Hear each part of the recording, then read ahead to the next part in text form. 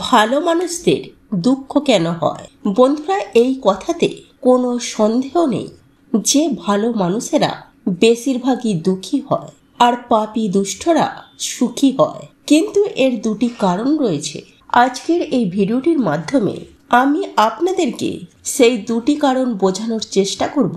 প্রথমেই আমরা জানব ভালো মানুষদের ঈশ্বর কেন দুঃখ দেয়। তাহলে চলুন জেনে নেওয়া যাক ছোট্ট একটি কাহিনীর মাধ্যমে। এক সময়ের কথা, কোনো এক রাজ্যে এক বিধবা নারী তার ছোট ছোট 3 সন্তানকে নিয়ে থাকত। যৌবনকালে তার স্বামী মারা গিয়েছিলেন। 3টি ছোট ছোট বাচ্চার লালন পালন করার দায়িত্ব ওই অসহায় বিধবা নারীর কাঁধে এসে পড়ে। 3টি সন্তানকে নিয়ে ওই বিধবা নারী যাবে তো কোথায় যাবে? কোনো কাজকর্ম সে করতে পারে না।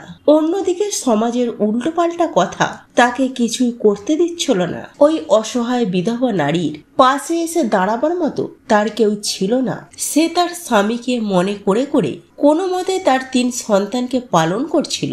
স্বামী হারানোর শোকে সে খুবই অসুস্থ হয়ে পড়ে। উপরন্তু তার ওপর 3টি সন্তানের চিন্তা ছিল। কি হবে, কিভাবে তাদের লালন পালন হবে, এই সব কথা ভেবে ভেবে তার অবস্থা একদিন খুবই খারাপ হয়ে পড়ে। তার শেষ সময়ের নিকট চলে আসে। তখন ওই যমরাজের একটি দূত পৃথিবীতে আসে। সে ওই নারীর প্রাণ নিতে এসেছিল। কিন্তু সেখানকার দৃশ্য দেখে দেবদূত দ্বিধায় পড়ে গেলেন। তিনি দেখলেন মাটিতে অচৈতন্য অবস্থায় পড়ে আছে এবং তার 3 সন্তান তার মাকে জড়িয়ে ধরে তার দেহের ওপরেই শুয়ে রয়েছে। সবথেকে ছোট শিশুটি মায়ের স্তন থেকে দুধ পান করছিল। এমন করুণাময়ী দৃশ্য দেখে দেবদূতের হৃদয়ে দয়া চলে এসেছিল। একটি বাচ্চা কেঁদে কেঁদে তার মাকে জাগাচ্ছিল, আর একটি কাঁদতে কাঁদতে তার মায়ের উপরে ঘুমিয়ে পড়ে।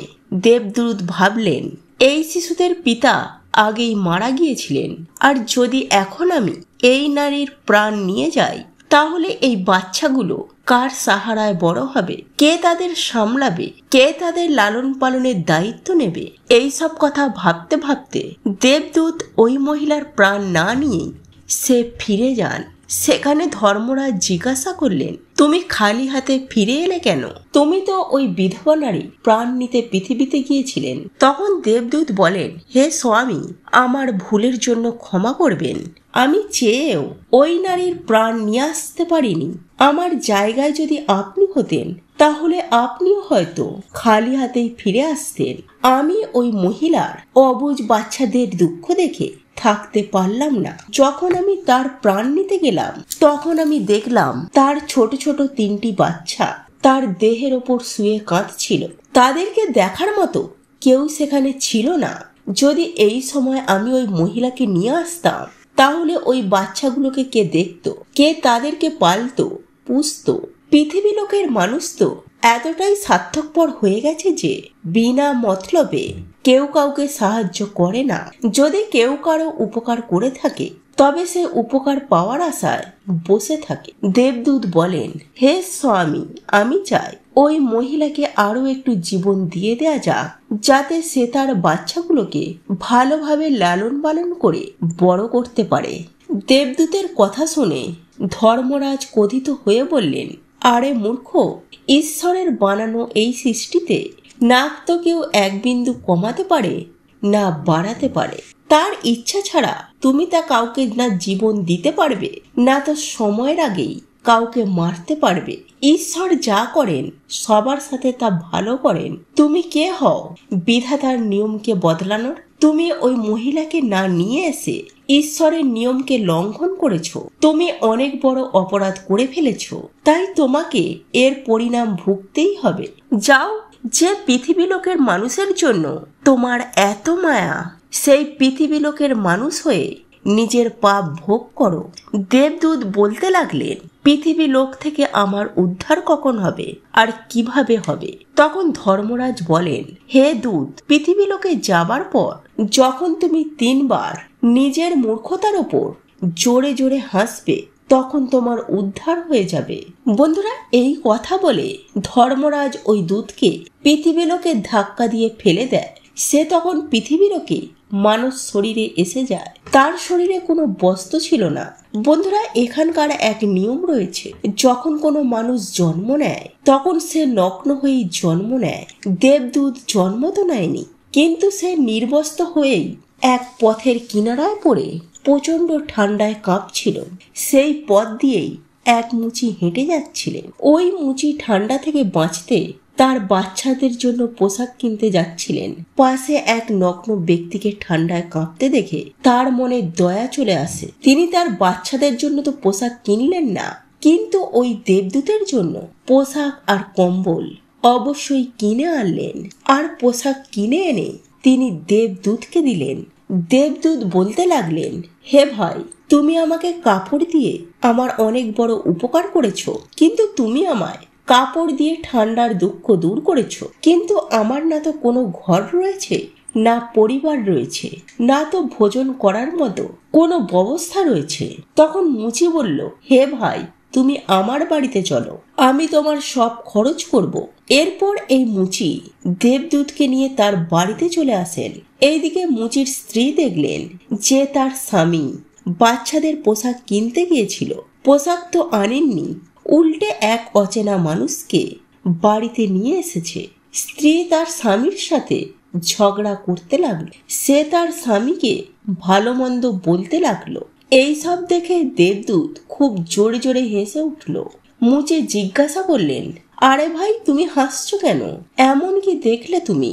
তখন দেবদূত বলেন, হে ভাই, আমার এই হাসার কারণ আমি তোমাকে এখন জানাতে পারবো না, সময় হলে আমি তোমাকে ঠিক বলবো। বন্ধুরা, এখন এই দেবদূত মুচির বাড়িতে থাকতে লাগলেন। আর কিছু দিনের মধ্যেই দেবদূত মুচির সব কাজই শিখে নিলেন। দেবদূতের বানানো জুতো আর চপ্পল খুবই বিক্রি হতে লাগলো। কিছুদিনের মধ্যেই মুচি ধনবান হয়ে যায়। দূর দূর পর্যন্ত তার জুতো ফেমাস হয়ে গেল।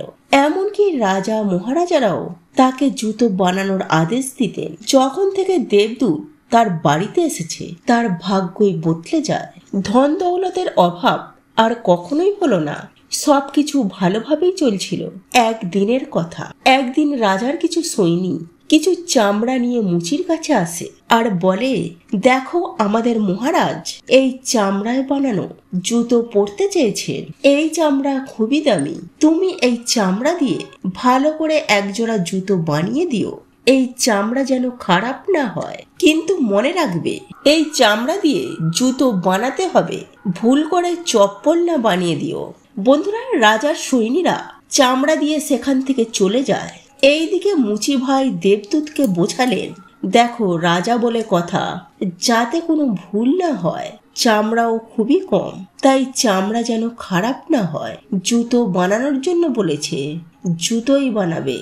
ভুল করে যদি চপ্পল বানিয়ে দাও তাহলে রাজা আমাদেরকে কঠিন থেকে কঠিন শাস্তি দেবে। বন্ধুরা, মুচি ভাই এত করে বোঝানোর পরেও দেবদূত ওই চামড়া দিয়ে চপ্পলই বানিয়ে ফেললেন। আর এই চপ্পল দেখে মুচির হুঁশ উড়ে গেল। সে দেবদূতকে বকতে লাগলো, এমনকি লাঠি নিয়ে তাকে মারতে দৌড়ায় আর বলে, আরে মূর্খ, তোকে বারবার করে বোঝালাম জুতোই বানাবি, কিন্তু তুই চপ্পল বানিয়ে ফেললি। এখন রাজা আমাদেরকে ছাড়বে না, তুই নিজেও মরবি, সাথে আমিও মরবো। রাজা আমাদের সবাইকে ফাঁসিতে ঝুলিয়ে মারবে। বন্ধুরা, মুচিকে অত্যন্ত দুঃখী দেখে দেবদূত খুবই জোরে জোরে হাসতে লাগলো। তাকে হাসতে দেখে মুচি বলল, আরে মূর্খ মানুষ, আমার ক্ষতি করে আবার হাসছিস? ওই দেখো, জুতো নিতে রাজার সৈনিকরা আসছে। বন্ধুরা, সৈনিকদের দেখে মুচির হাত পা ফুলে ওঠে। ততক্ষণে সৈনিকরা তার কাছে চলে আসে, এসে বলে, হে মুচি ভাই, কাল তোমাকে আমরা যে চামড়া দিয়ে গিয়েছিলাম তা দিয়ে জুতো বানিও না, চপ্পল বানিয়ে দিও, কারণ রাজা সাহেব মারা গিয়েছে।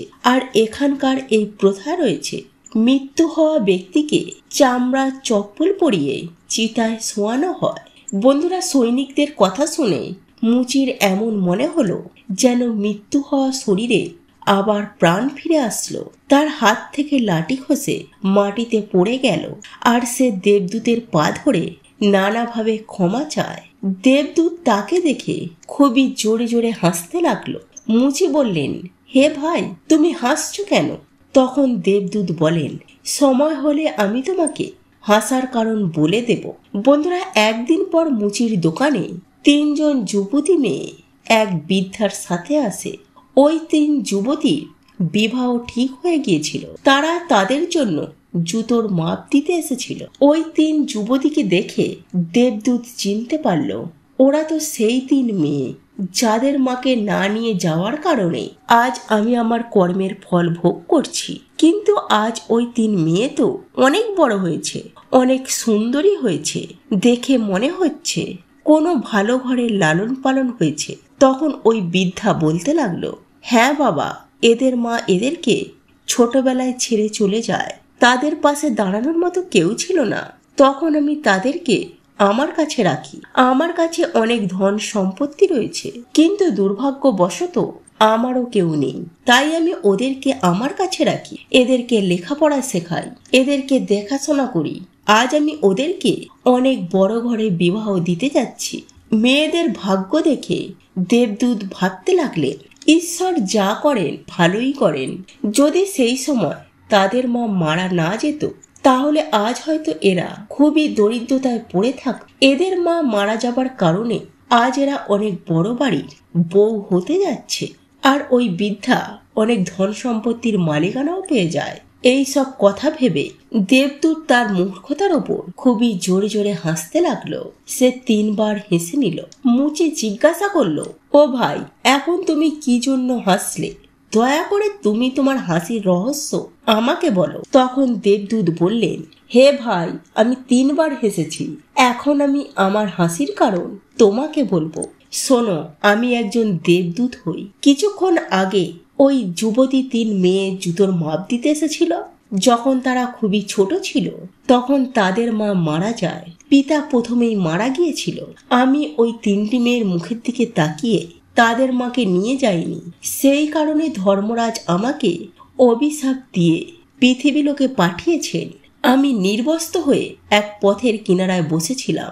তখন তুমি আমাকে তোমার বাড়িতে নিয়ে আসো। তখন তোমার স্ত্রী তোমার সাথে খুবই ঝগড়া করলো, তাও এই জন্য কারণ তুমি তোমার বাচ্চাদের পোশাক আনার টাকা দিয়ে আমার জন্য পোশাক আর কম্বল নিয়ে এসেছিলে। তখন আমি প্রথমবার তোমার স্ত্রীর মূর্খতার উপর প্রথম হেসেছিলাম। তোমার স্ত্রী সেই পয়সার জন্য খুবই দুঃখী হয়ে পড়ে যা তুমি আমার জন্য খরচ করেছিলে, কিন্তু তোমার স্ত্রী সেই লাভকে দেখতে পাচ্ছিল না, যা আমার আসার কারণে তোমার ভাগ্য পরিবর্তন হতে যাচ্ছিল। দ্বিতীয়বার আমি হাসি তোমার মূর্খতা দেখে।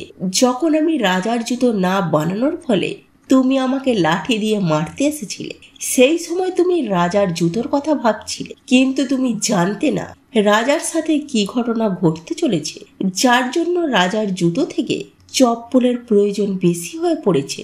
আমরা তাই দেখে বা তাই ভেবে শোক মানাই যা আমরা দেখি, কিন্তু আমরা তা কখনো দেখি না। যা আমরা দেখতে পাই না, যা ঘটতে চলেছে। কখনো কখনো ঈশ্বর আমাদের ভালোর জন্য আমাদের সাথে খারাপ ঘটায়, কিন্তু আমরা সেই খারাপকে দেখে ঈশ্বরকে দোষ দিই। আমরা সেই ভালোকে দেখতে পাই না যা ভবিষ্যতে আমাদের সাথে হতে চলেছে। কখনো কখনো আমাদের সাথে ভালো হয়, তখন আমরা খুবই খুশি হয়ে যাই, কিন্তু ভবিষ্যতে আমাদের সাথে খারাপ ঘটে যায়, সেই ঘটনাকে আমরা দেখতে পাই না। কোনো ঘটনার সাথে ভালো বা মন্দ 2 রকমই পরিণাম জুড়ে থাকতে পারে। আমাদের সব ঘটনাকে ঈশ্বরের ইচ্ছা বলে মেনে চলা উচিত। ভালো মানুষ দুঃখী কেন হয়? এর 2টো কারণ এই। প্রথম, ভালো মানুষদের সাথে খারাপ এই জন্যই ঘটে যাতে ভবিষ্যতে তার সাথে ভালো হয়। আর দ্বিতীয় কারণ হলো তাকে ঈশ্বরের সাথে জুড়ে থাকার জন্য খুবই প্রয়োজন। তার উপরে দুঃখ আসতে থাকতেই হবে। বন্ধুরা, এইভাবে এই দেবদূত এই মুচিকে বুঝিয়ে আবার ধর্মরাজের কাছে চলে যায়। তো বন্ধুরা, ভিডিওটি ভালো লাগলে অবশ্যই একটি লাইক দিয়ে দেবেন, আর কমেন্ট বক্সে পুরো শ্রদ্ধার সাথে লিখবেন, জয় শ্রীকৃষ্ণ, রাধে রাধে।